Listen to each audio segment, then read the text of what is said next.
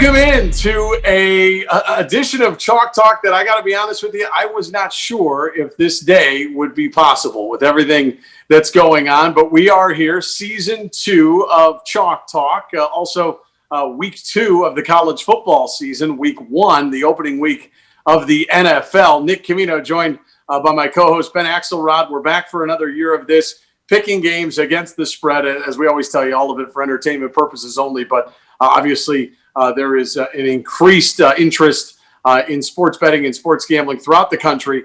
We've seen from the federal level to going state by state now, the legalization of sports betting is becoming so popular. And we've even seen the leagues themselves. We've seen, I saw this week, Wrigley Field in Chicago, home of the Cubs, is going to be opening up a sports book at Wrigley. At least that's in the plans. And now the NFL has partnered with a sports book. So we've always said, and I think Ben and I have always agreed, that it was not a matter of if, but just when. And we kind of feel like we're ahead of the curve and being able to talk about these things and give you some winners, hopefully. I know both of us are coming off a winning season. So let's bring in Ben. I know he's excited to be back for season 2. And Ben, as I think about this, I was just wondering if this day would come, if this would even be possible that we would be talking about football and games that we would pick against the number.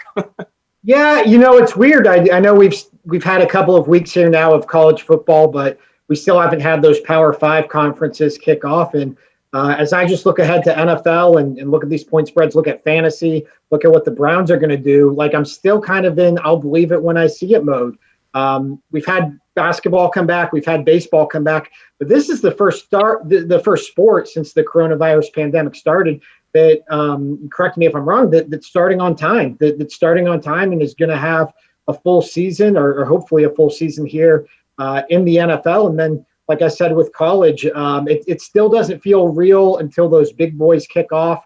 And we're going to get some of those this weekend with games in the ACC and the Big 12. But yeah, like I said, I'll believe it when I see it, but it's getting realer and realer by the day here.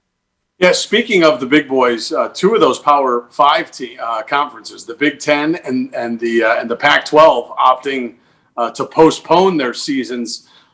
As we look at those, Ben, I guess only time will tell on this, I guess. But, as things have started out, I had a chance to see BYU and Navy play. There's been some other teams that have played already, although in some smaller conferences. But as you point out, the Big 12, the ACC, they're going ahead. The American Conference, which Cincinnati plays in. I mean, we're seeing some of these conferences, if they're able to go off without a hitch, there is part of me that says, I wonder if the Big 10 or the Pac-12 will regret the decisions that they made. Yeah, I think it's a little different for both of those conferences, but I do think you look at the Big 10 right now, and they're certainly, at least from the outside looking in, it looks like they have some buyer's remorse, at least some of those schools, that they didn't at least delay this thing or make a bigger push to try to see it through. The Pac-12 seems content to just be moving on without a football season right now, and we'll see how that goes. But yeah, I mean, there's still a lot of questions. I think just because other conferences are playing, that doesn't necessarily mean the Big Ten made the wrong decision. There's liability issues and things of that nature. But time will tell on some of this stuff. I mean, it's certainly going to be strange to see 3 of the Power 5 conferences playing. And we'll see, how far they make it and whether they get these seasons off on time. But, a month ago when the Big Ten canceled here, it looked like everybody was going to follow suit. And yet here we are heading into week 2 of the college football season. And it looks like, barring any unforeseen circumstances, we're certainly going to have some Power 5 football here this coming weekend. And before we truly get Chalk Talk off to a start here with our picks, just the NFL, are you confident that, what are we confident about nowadays? But do you feel like with the way they've started, no preseason, they've been at their camps, they've kind of done they're trying to go with these localized bubbles, I guess. Do you feel like they're in position to start this thing the right way? Yeah, it's gone far better than I think anybody could have imagined. Especially when you look at the rough start that baseball got off to with teams like the Marlins and the Cardinals, and you look at them compared to the NBA and their bubble, and the NBA bubble in terms of preventing a spread of COVID has been a gigantic success. I think a lot of people said, well, the NFL needs a bubble too. Obviously, that's a little less realistic with how many players are on an NFL roster. You still have all 32 teams playing in the league right now, but the numbers are low. I mean, they haven't had any major outbreaks on any of these teams. It seems like the players have done a good job being responsible, not going out and staying safe. So we'll see how that holds up, but it's going to be really, I think interesting to see once these teams do start traveling and playing each other and playing against guys on other teams. And then I think the other thing is just because it's going well now, it doesn't mean it's going to be going well later. And I think one thing, I mentioned baseball. I think one thing we have to be prepared for is there may be teams who miss games. I mean, we may be looking at a situation where there are teams who play 14 games instead of 16 games. And, if one team goes out, that means another team doesn't have a team to play. So and that's what happened in baseball as well. So we'll see here how this all plays out as far as the NFL, but fingers crossed, so far so good as far as any major outbreaks on any of these teams. Well, and I think it was Peter King that pointed out the NFL at least has some flexibility where they can bump the Super Bowl back if they have to. They've got some dates there because there's nothing after it. They could do that. Yeah. All right, so what we're going to go with our picks against the number. Again, all of it for entertainment purposes only. Chalk Talk, Nick Camino, Ben Axelrod. And I'm going to give my first 3 college picks against the spread. Ben is going to give his college picks then after that. And then Ben will give his NFL picks. And then I will follow up with our NFL picks. And again, these are consensus lines pretty much that we use throughout the week. And I know that these can change before kickoff. But this is what we keep our records based off of. And again, both of us somehow, some way coming off of winning seasons when you totaled our college and our NFL picks. So hopefully we can do that again. So Ben, we will start with college football. My picks. We're going to start on Thursday night in Coral Gables at Hard Rock, actually at Hard Rock Stadium, not at Coral Gables. This is down in Miami, Florida. The UAB Blazers are going in to take on the Hurricanes on a Thursday night. That's this upcoming Thursday. The Blazers are getting 14 points. They're coming off a victory. I'm going to go with UAB plus 14 in this game. Don't think they win the game, but I think they do enough to keep it close. You might be saying, wait, is this the same UAB that didn't have their football program a couple of years ago? Yes, the coach has done an amazing job. They played very well last year in just their second season back. They were victorious already. They're 1-0 on the season. They beat Central Arkansas, which obviously is not the likes of Miami, Florida. But UAB is one of the teams that was picked near the top of Conference USA going into this year. So I'm going to take them with the 14 points. Again, I think Miami wins the football game. But I think Manny Diaz kind of got off to a slower start than he'd like to last year.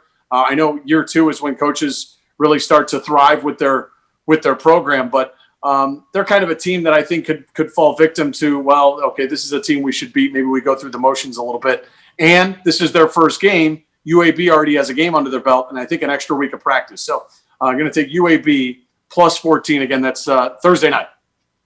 I'm going to talk about this game when I get to my picks. One thing I will point out in your favor, Gregory Rousseau, the star defensive end, for the Miami Hurricanes, he opted out of the season. He was actually one of the first players to opt out. He's projected to be anywhere from like a top 5 to at least a top 15 pick. So there's at least one super talented player on the Hurricane side of the ball who won't be playing. And of course, we already have disagreement on this show. It's a surprise. Second game, going to go to the ACC again. These are the college picks. Syracuse getting 22 points at North Carolina. Again, another one of those games. Don't think that they win the game. Just think that they do enough to keep it close. I will say this about the Tar Heels. They have a sneaky chance to win the ACC. They had an opportunity last year to beat Clemson.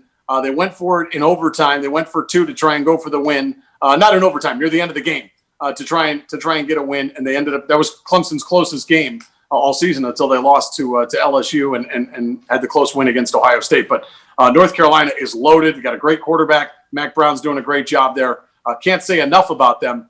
I just think that Syracuse being in this conference and coming off a tough year and not having much practice for either teams, I think they could be sloppy. I think in that sort of instance, a team that's getting so many points can find a way to keep it close. So I'm going to take the orange of Syracuse getting 22 points against the Tar Heels. Yeah, I was a little surprised when I saw this line. I didn't pick this game. For North Carolina, I do like Sam Howell, their quarterback. I think he's a future first-round guy. coming off a really impressive year for the Tar Heels. But just looking at Dino Babers and his track record, both at Bowling Green and now at Syracuse, what he's done in a few years there, was just surprised to see them laying this many points so early in the season. And then final game, Ben, this is one of those where you hold your nose, but they were actually successful for us a little bit last year. We're going to go with Les Miles and the Kansas Jayhawks. They are a 6-point favorite at home against the Coastal Carolina Chanticleers. This is their only non-conference game. The Big 12 is playing one non-conference game. A lot of those will be this week. So Kansas at home laying less than a touchdown against Coastal Carolina, a Coastal Carolina team that 2 years ago went into Lawrence and beat them. So they've got revenge on their mind. It's a revenge spot. I just think Les Miles is finally getting some of his guys in there. We've seen Kansas win some football games in the Big 12. We've seen them keep it close with some good teams even for a little while. So going to go with Kansas at home. Obviously, I think they win the game straight up. I think they can win this game by 10 points to 2 touchdowns. All right, so you can see all of Nick's picks right here. Kansas versus Coastal. Kansas, I mean, they've had some historically bad seasons, but I also feel like this could be a spot where they are a little bit undervalued. Like you mentioned, Les Miles, they have, for all intents and purposes, Power 5 talent on that roster. And playing against Coastal, I mean, to only have to cover by a touchdown here, it seems like a good value here with the Jayhawks. And as you and I pointed out, even off the air, before we got the show started, it's very early. Who knows anything about these college games, but we're taking our best stab at it. Right, exactly. I mean, NFL, I think there are some things we think we know or you can kind of predict with all this. But as far as college, I mean, I really think this college season, college with these bigger point spreads, it could really be a free-for-all from a gambling standpoint. Okay, so you recap my picks. Let's get your 3 college picks, Ben, and then we'll head to the NFL. Yeah, so my 3 college picks, we're going to go back to that UAB Miami game. I alluded to this earlier. I like Miami in this game, and there's a lot to not like about Miami. You mentioned Manny Diaz, his first Rocky year. They haven't been recruiting well, very, very well down there for a couple of years right now. Which has been surprising just in terms of the recruiting base that they have, the tradition in that program. But they've had a couple of rocky recruiting years. Manny Diaz, a lot of people thought after the way last season kind of blew up in their face that he could have been one and done. One thing I do like about this Hurricanes team, though, De'Aaron King, their quarterback, transfer from Houston, he is legit. I mean, they've had some quarterbacks come in, Jaron Williams, Tate Martell, obviously. They've had some guys come in who they thought is going to be the savior of their program. De'Aaron King is legit. I mean, this guy is proven. I remember talking about him with you last year when he was making the decision to transfer from Houston. I think he's a sneaky Heisman pick, especially with some of the Big Ten and Pac-12 guys who are now out of the race. So to me, Thursday night, Coral Gables, I just think this is a potential Heisman showcase for De'Aaron King to start the season. I don't know what the Hurricanes do the rest of the season. I mentioned Gregory Rousseau being out for the rest of the year, but I do think that at least to start the season, I think this is a spot for De'Aaron King to really show that he's one of the better quarterbacks in all of college football, which we already know. De'Aaron King, one of the most exciting players in college football. I had thought that he was going to be heading to Oklahoma. I really did. I thought he was going to be going there once he transferred, but so it's a nice pickup for them. And again, I'll agree with you. I think Miami's going to win the game. I just think somehow, some way, UAB keeps it close. But Ben likes the Hurricanes. Go ahead with your next 2. We're going to stay in the ACC. I like Georgia Tech plus 12.5 against Florida State. I'm not ready to buy into this Florida State team by any stretch. They've had a rocky offseason. I know they brought back some NFL talent, Patrick Surtain Jr., Marvin Wilson. Their defense is loaded, but their quarterback situation, I know they announced Justin Blackman as their starter this year. Not a big fan of his. And then Georgia Tech, I just think this Georgia Tech team, the way they play, I think they have the ability to keep it close, keep it within, a double-digit score, keep it within, or I say within 10 points. And this is, a 12.5-point spread. So I'll take the Rambling Wreck. I'll take the Yellow Jackets here to cover against the Florida State team, who I think still has some quarterback issues it needs to sort out. Yeah, I like that. I like that pick. Too many points for an in-conference game, and I think Georgia Tech. they got kind of the rust off of them in their first year with a new head coach. This is his second year on the job. I do think they're kind of ready to take off a little bit. I don't know if they win the game, but I do think they can keep it close. My third pick, I liked the points for Georgia Tech versus Florida State. I'll lay the points here in Clemson at Wake Forest. Clemson minus 33 at Wake Forest. To me, this is just, a little bit like De'Aaron King. This is a spot for Trevor Lawrence to really go off. Clemson obviously loaded with NFL talent. Haven't had, at least to my knowledge, any guys opt out. I know Justin Ross, their star receiver, is out for the season with injury, but this Clemson team coming off a loss in the national title game to LSU, I think that this is a spot where the Tigers, I just think they can kind of roll here and start their season off with a big win. Yeah, I feel like if this was a Saturday night game day game and it was pretty crazy down in Winston-Salem and they were doing a blackout and all that, I would maybe buy into they could keep it close and maybe make it a fun game, maybe upset alert. But with no type of atmosphere and with clearly the better athletes on both sides of the football for Clemson, this could turn into a clinic. I mean, you could be looking at a 43-point game, not a 33-point game. So firm agreement, at least on two of these, Ben. Yep, that's what I'm counting on. So we'll see. Like I said, this college season, I have less of a feel for this than maybe anything. Definitely any college football season I've had in recent memory. I've always had Ohio State to use as my guiding light, my North Star in terms of how to evaluate these teams. And obviously, I don't have the Buckeyes now. So. And I was wondering how you're going to be able to do this because you picked either Ohio State or against Ohio State all last year. And it usually bit me. I was usually on the wrong side of that. But like I said, I can kind of use Ohio State to guide me, and I don't have that this year. So. All right, so we saw your pick on the screen. So let's shift gears to the NFL, and you're going to lead us off here. Week 1 of the NFL season, which kicks off Thursday night with the defending Super Bowl champion Kansas City Chiefs and the Houston Texans. Yeah, and I think we talked about this last year too, probably on our first show. You have to bet that Thursday night game to open the season. You just have to. It's tradition. It's the first game of the year. The defending Super Bowl champion is usually in that game, and that's the case this year as well. So nice little pick up where we left off spot. And I like the Chiefs minus 9.5 in this game. Look, I remember going back to the Super Bowl last year with the Chiefs and the 49ers. It felt like a true coin flip. And where I landed on that coin flip was taking the Chiefs in the Super Bowl just because I wanted to have Patrick Mahomes on my side. And ultimately, that's what wound up bailing me out there in that fourth quarter. 9.5 points, a lot of points to lay. But this is a Texans team without DeAndre Hopkins for the first time in his career. Deshaun Watson playing without DeAndre Hopkins. The Chiefs somehow have managed not to let go of any of their key guys. They bring back not only Patrick Mahomes, obviously signing him to a big extension. They signed Travis Kelce to a big extension. They signed their defensive tackle, Chris Jones, to a big extension. I know Damian Williams opted out, their running back who could have been the Super Bowl MVP. But I like Clyde Edwards-Helaire, their first-round pick, a running back out of LSU. I just think, this is going to be a track race, and I don't think the Texans have the horses to keep up with the Chiefs here. I know you're going to be disappointed in me, Ben, but this is a stay away for me. Obviously, I think the Chiefs win the game, but no atmosphere at Arrowhead. On top of that, it's a lot of points, like you said. It's a stay away.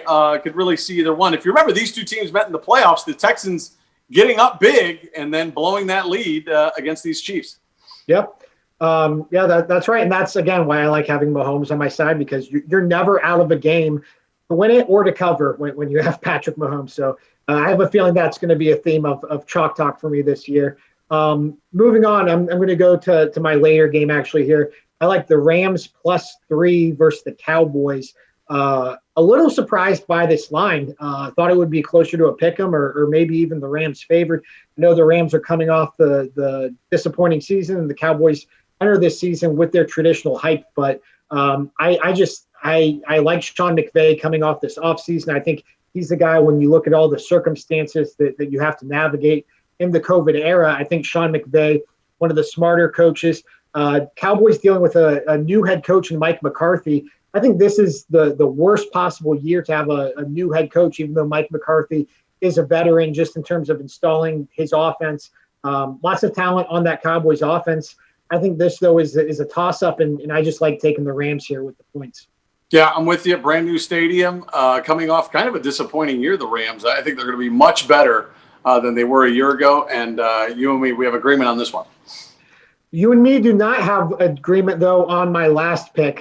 This is another one of our disagreements here. I like the Seahawks -2 at the Falcons.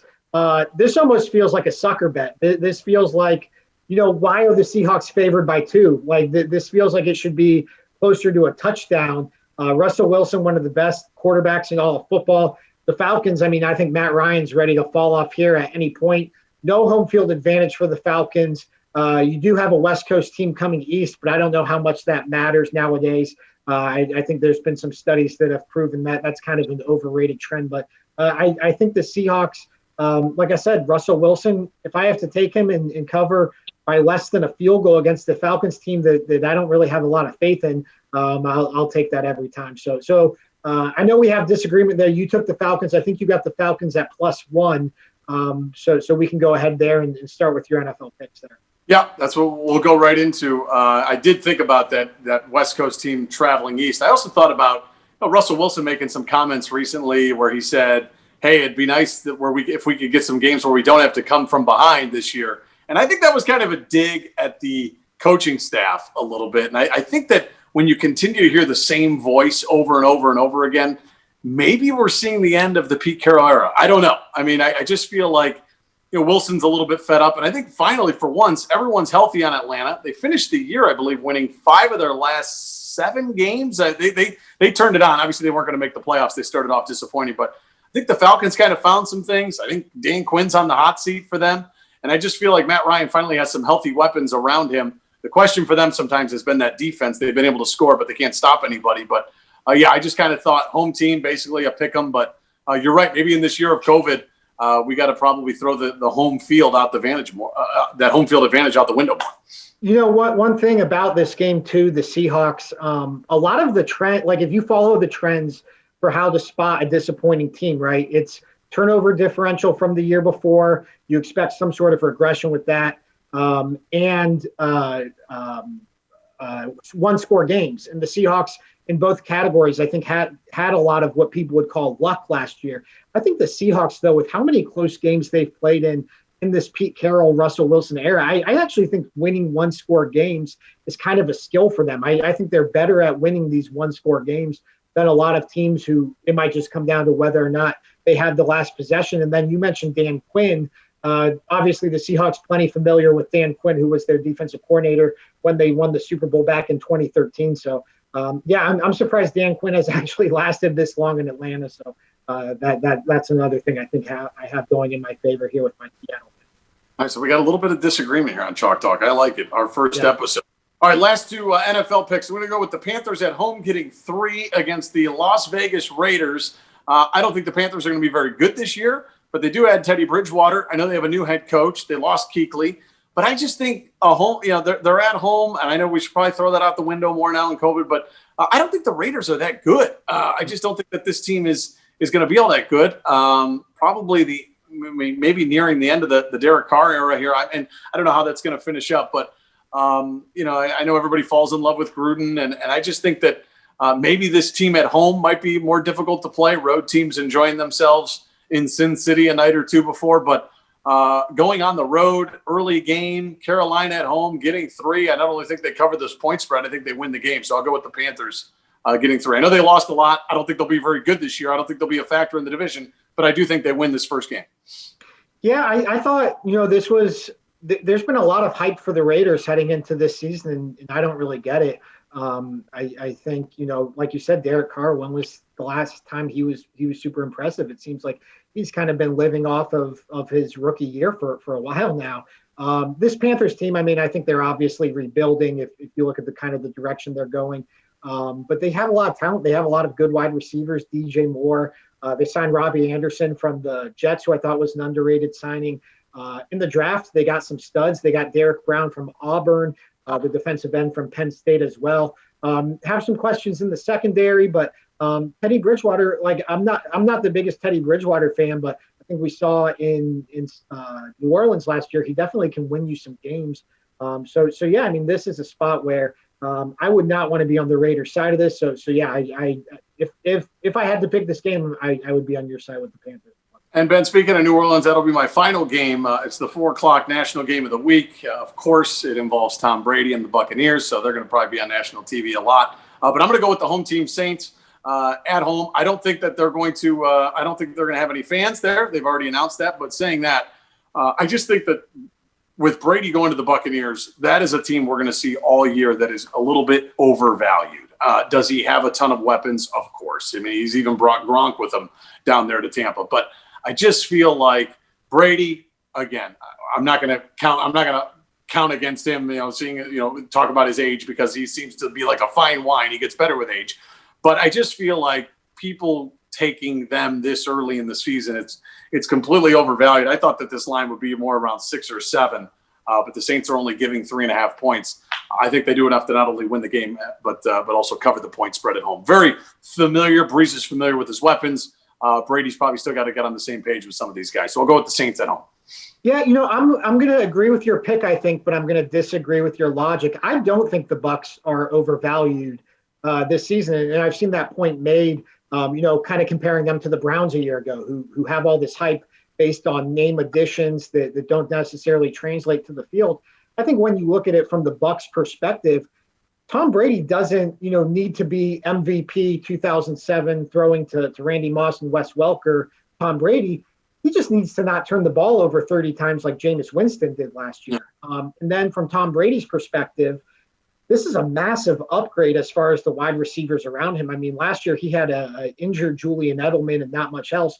You go from that now to not only Mike Evans, but Chris Godwin, Rob Gronkowski, who actually he's the one I'm probably counting on less than Tom Brady. I'm not sure how much more Gronk has left in the tank.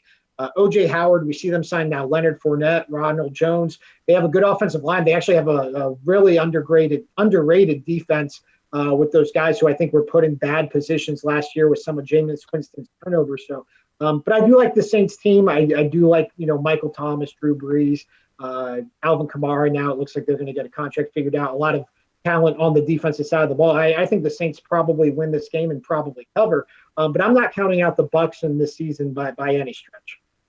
All right, so we want to flash those NFL picks, and then Yep, we got your NFL picks up here. You've got the Falcons. I'm going to give you +1.5 versus I'll give you Falcons +2. Since I took Seahawks -2, you'll get Falcons +2. I appreciate that.